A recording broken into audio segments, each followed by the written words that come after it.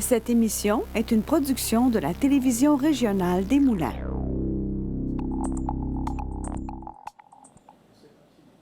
Ce soir, à Vue d'ici, on porte notre regard vers les élus municipaux. Depuis les élections de novembre 2021, c'est presque 10 des élus qui ont quitté leur poste. Ce soir, on tente de savoir pourquoi, comment mieux les protéger. Restez avec nous, car ça commence maintenant.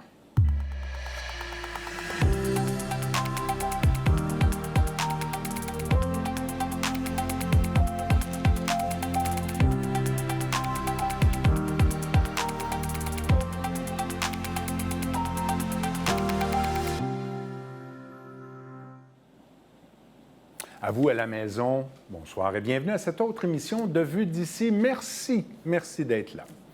762, c'est le dernier chiffre d'élus, maires et ou conseillers qui en ont eu assez et qui ont quitté leurs fonctions. C'est drôle parce que lors de la même élection municipale, il y a eu comme un renouveau, un vent de jeunesse, notamment chez les maires et chez les mairesses, au point où Canal Savoir s'est intéressé à eux et à elles pour en faire un docu-réalité. Et ce soir, on reçoit l'un des maires qui a été sélectionné pour y participer, Mathieu Maisonneuve, maire de Saint-Lin-Laurentide. On peut se tutoyer. On s'est dit qu'on pouvait se tutoyer. Avec Mathieu. plaisir, vous pouvez m'appeler Mathieu. Alors, Mathieu, bonsoir et merci d'avoir accepté notre invitation. Merci à vous de l'invitation puis de mettre la lumière sur justement les élus. Il en manque de la lumière, mais justement, parlons tout de suite, là, docu-réalité, mairie, nouvelle génération, c'est le titre. Dites-moi, pourquoi avoir accepté une telle exposition? Parce que ça a déjà commencé, là. Pourquoi? Ouais. Pourquoi? Parce que je suis passionné de mon métier, parce que c'est un métier qui est public, parce que c'est un métier souvent qui est méconnu. On voit la plupart du temps le métier de maire, de conseiller en séance publique, en séance ordinaire qui arrive une fois par mois dans les villes. Cependant, pour moi, c'est un métier à temps plein à Saint-Lin-Laurentide. Donc, il y a énormément de travail qui est fait à tous les jours pour justement arriver à cette séance-là qui est un peu plus publique. C'est un peu dans l'ombre, ça, tous les jours. Hein? Tout à fait, c'est un peu dans l'ombre. Dans l'ombre de l'œil du public en général, évidemment. C'est pas dans l'ombre parce qu'on passe notre temps à aller rencontrer des citoyens. Moi, je passe beaucoup de temps à l'hôtel de ville, on croise des gens. Mais ce docu-réalité-là, Mairie Nouvelle Génération, permet d'avoir un regard qui est non politique sur le côté humain. Non politique parce que c'est pas une série où il va être question des sujets politiques. On va pas parler des enjeux d'un territoire versus un autre. Ça va vraiment venir montrer le côté humain derrière, justement, cette politique-là. Puis je pense que c'est essentiel de le faire. En introduction, vous avez mentionné, là, oui, il y a eu une nouvelle génération qui a été élue. Ça a fait quand même les médias, l'actualité. Ouais. Mais d'un autre côté, les chiffres peuvent être alarmants. Parce que derrière une élection, il y a beaucoup de travail, beaucoup d'efforts. Après avoir remporté une élection, il y a une espèce d'euphorie. Hein? Tout devient possible. Donc, pour moi, il y a une descente, je présume, assez fulgurante. Bien, du moins, pour ceux et celles qui ont choisi de remettre leur démission, force est de constater qu'il y a eu une descente. Peut-être même qui a été jusqu'à la détresse. Donc, cette série-là, pour moi, parce que je suis passionné de mon métier, parce que je suis en amour avec la communauté que j'ai la chance de diriger, bien, pour moi, c'était même pas une question de dire non à cette série-là. Au contraire, je veux que notre métier rayonne. Je souhaite que la communauté de Saint-Lin-Laurentide rayonne. Puis je crois que c'est au rendez-vous avec le docu-réalité Mairie Nouvelle Génération. Là, je sais, c'est déjà commencé. Je pense que ça a débuté le 18 mars au Canal Savoir. Avez-vous déjà eu... Est-ce que tu as eu des commentaires? Tout à fait. Et les commentaires sont très bons. Ah oui? J'ai eu le bonheur de me réveiller un matin, puis une de mes collaboratrices a partagé un article du Soleil qui parlait justement de cette série-là. On voit d'ailleurs à l'écran, là, c'est les 5 maires invités. Là. Pour les nommer, on voit Bruno Marchand, Québec. On voit Nathalie-Anne Pelchat-Santerre. On voit Evelyne Baudin, Sherbrooke. On vous voit, on te voit. Et on voit aussi Michael Pilote B. Saint-Paul. C'est les 5 qui y participent. Oui, puis c'est bien fait. Chaque épisode a une thématique. Il y a un chevauchement entre justement les 5 maires et mairesses qu'on voit là, que j'admire. Tu sais, nécessairement, autant Bruno, Evelyne que Michael ont eu l'opportunité de faire un peu plus les médias. Évidemment, Bruno et Evelyne, parce que sont maire et mairesse de ville d'envergure dans le top 10 au Québec. Importante, ouais. Michael, suite aux événements à Baie-Saint-Paul, aux inondations, on a pu apercevoir là, un maire en action. Puis évidemment, Nathalie de Santerre, elle a fait un peu les médias l'été dernier, suite au feu de forêt. Oui. Mais c'était une personne que je connaissais un petit peu moins, puis que la série me permet de découvrir. Parce que, tu sais, peu importe la taille des villes, peu importe où on est situé au Québec, s'il y a une chose qui nous unit, ces 5 maires et mairesses-là, c'est l'amour pour notre territoire, mais c'est surtout le sérieux qu'on met derrière chaque décision. Puis en situation d'urgence, un maire est important pour un territoire. Puis on a vu là, autant Michael que Nathalie, durant la série, revenir sur ces événements-là. Oui. Puis, même moi, là, je suis de l'intérieur, hein, je suis un maire à temps plein. Bien, j'ai appris des choses. Ça te touche. Bien oui. Mais ça me touche. Le but de cette série-là, qu'est-ce que cette série, ce docu-réalité-là peut apporter aux maires, aux mairesses et peut-être même aux élus en général? Quelle est la plus-value? Est-ce que tu crois qu'il va y avoir quand même un filet de respect qui va s'installer? Je le souhaite. OK. Je l'espère. Cette série-là est possiblement un ingrédient de plus dans la recette qui va nous mener vers, je le souhaite encore une fois, une relation où il y a un peu plus de respect entre certains membres de la communauté puis les élus. Parce que c'est un poste que la majorité d'entre nous ont fait avec dignité. Mais ce que ça apporte pour moi à titre de maire, c'est surtout de briser l'isolement. Oui. Ça me permet de réaliser que certains enjeux qu'on a vécus, que j'ai vécus, bien, ils sont partagés par d'autres maires et mairesses, peu importe la taille de leur ville. C'est sûr qu'on a des réseaux. Autant, là, moi, je fais partie de la MRC Montcalm, donc on est 9 maires et mairesses, ainsi que le préfet. Mais vous avez chacun votre particularité tout de même, là. Bien oui, on a notre identité Évidemment. propre. Moi, je suis un ancien.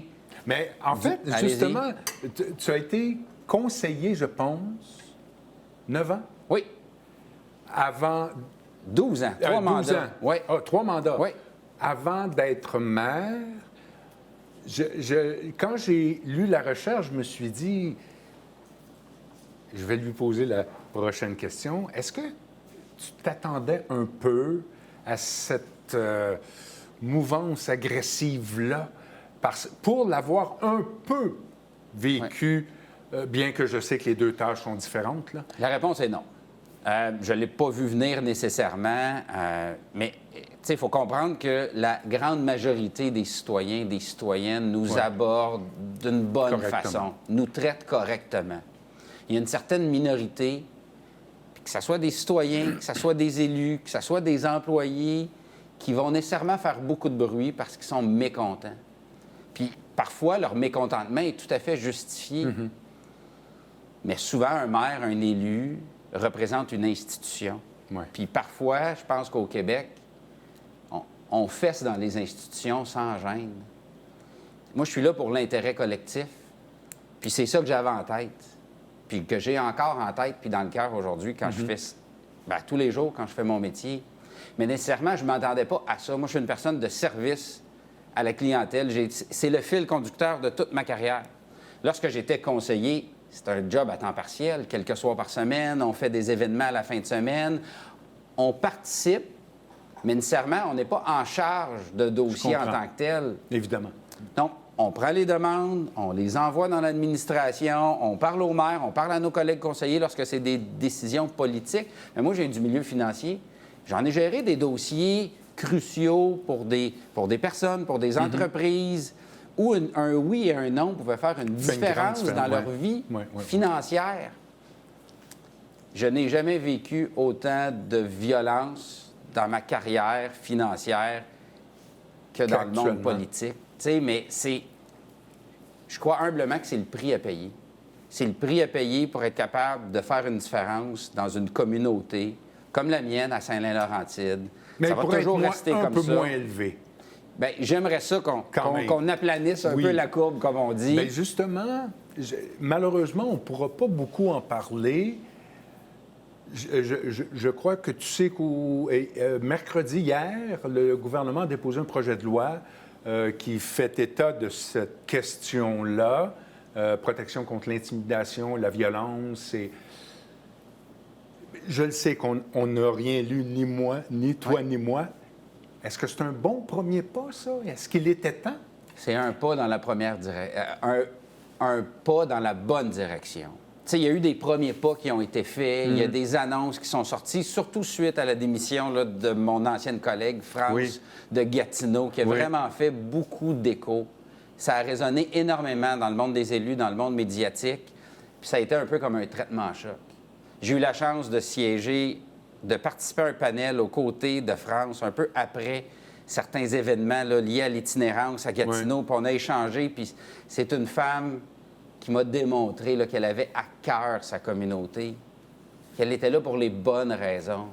Qu'est-ce qui a fait en sorte qu'elle s'est sentie dans l'obligation de remettre sa démission pour justement prendre soin d'elle? Bien, cette question-là demeure pour moi. Je pense que ça a résonné chez les citoyens, chez les unions municipales et auprès du gouvernement provincial. Donc, c'est un pas de plus, si on revient au projet de loi déposé par la ministre Laforêt, c'est un pas de plus dans la bonne direction. L'Union des municipalités du Québec a sorti une campagne publicitaire. Les élus, on a accès maintenant à un certain appui si on a besoin, là, par exemple, d'aide au niveau de la santé mentale. Exactement, il y a un fonds qui a été voté. Tu sais, on a accès à des sessions avec une ou un psychologue. Mais nécessairement, ce projet de loi-là, il n'y a rien de plus fort dans notre société que le pouvoir législatif, en quelque part. Donc ça vient mettre une règle commune pour tout le monde. Donc, à la première lecture, j'aime ce que j'ai vu. Mais évidemment, tout se cache dans les détails. Puis le projet de loi sera travaillé, sera bonifié. Puis je suis persuadé que si dans quelques années, là, on voit qu'il y avait un écart en quelque part, bien, il sera rempli. Parce qu'aujourd'hui, en 2024, il faut se le dire, avec les défis qu'on a en avant de nous, d'aménagement du territoire, de résilience face au changement climatique, bien, c'est important que l'intelligence collective agisse. Parce que ce n'est pas des défis individuels, ce sont des défis collectifs. C'est en se parlant qu'on se comprend. Puis pour se parler, bien, ça prend un niveau de respect minimum, puis être capable un peu de donner le bénéfice du doute à l'autre. Mais on ne se comptera pas de menterie. On sort d'une époque, au courant des dernières décennies, où il y en a eu des scandales. Oui. Où on en a vu des élus les gens. qui ont outré les gens avec raison, où des élus ont mis leur intérêt en avant des intérêts de la population. Fait que je comprends qu'il peut y avoir un certain niveau de cynisme dans la population. Une attitude du genre, ben, je te crois pas, même si tu le dis. Exact. Je crois que la nouvelle génération va nous montrer ça. Je suis persuadé. Est-ce que c'est déjà commencé à Saint-Lin-Laurentide? Certainement. Et visiblement, tu ne regrettes aucunement ta décision d'avoir été à la mairie? Je suis une personne passionnée, je suis une personne franche, puis je vais de l'avant. C'est pas ce à quoi je m'attendais. Pour moi, être maire à Saint-Lin-Laurentide, c'est un rêve de petit gars. Puis j'ai toujours pris mes décisions professionnelles dans le but de me laisser cette porte ouverte-là. J'arrive à la mairie outillée. J'arrive à la mairie avec les meilleures intentions au monde. Ça fait 2 ans et demi que je fais le métier, puis je peux vous dire que ça a été beaucoup plus difficile que je le pensais. Par contre, il n'y a pas un métier qui m'a valorisé autant que celui-ci. Donc, non, je ne le regrette pas. Puis mon passage à Saint-Lin-Laurentide, je le souhaite, mais sera reconnu dans quelques années comme étant un passage qui a amélioré le sort de la communauté. C'est tout ce que je demande. Eh bien, merci. On voit toute ta passion, Mathieu. C'est vraiment très agréable. On le rappelle, tu fais partie du docu-réalité Mairie Nouvelle Génération. C'est au Canal Savoir. Je te remercie beaucoup. Vraiment, Vraiment, c'est de la fraîcheur. Merci pour l'invitation. Au plaisir. On se revoit quelques secondes.